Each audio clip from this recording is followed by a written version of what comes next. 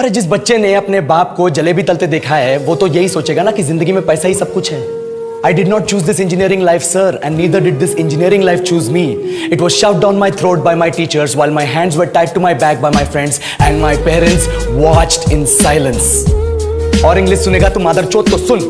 10th के बाद 2 साल लग गए इस कॉलेज में घुसने के लिए, कोचिंग में निकाल दिए। ना कुछ खेले ना कुछ सीखे, और 2 साल बाद जब यहाँ पहुंचे तो पता चला कि बड़े शहरों के कॉन्वेंट स्कूल के पढ़े बच्चे जब अंग्रेजी में बात करते हैं तो मरे हुए फूल भी खिल उठते हैं। आहा, हवा में ऑक्सीजन की मात्रा बढ़ जाती है इनकी अंग्रेजी सुन के। और पूरे कॉलेज की लड़कियां इन इंग्लिश स्पीकिंग लड़कों को अपना जीवन साथी .com मान चुकी है। तुझे क्या लगता है?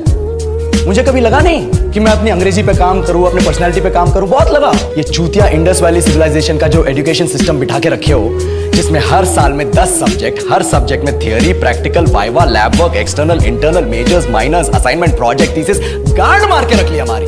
महीनों तक नहाना भूल जाते हैं हम लोग और फिर हमारा परसेप्शन बना देते हो कि हम ऐसे ही रहना चाहते हैं। अब इस साल में एक बार कल्चरल फेस्टिवल आता है, एक बार, उसके लिए भी प्रोफेसर से भीख मांगनी पड़ती है। अरे बिना इंग्लिश बोले, बिना लड़कियों से बात किए कौन गांडू रहना चाहता है वैसे?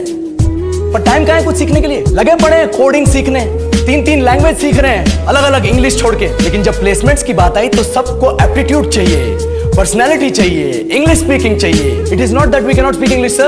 We are just very conscious of our diction and our pronunciation, and we are not confident to speak in front of anyone else. If the curriculum was a little bit diverse, if the engineering colleges in our country focused on our all-round development instead of functioning like a goddamn factory that is just mass-producing robots by killing their dreams and handing out degrees, I would not be sitting here in this pointless HR interview, the likes of which exist only in our country.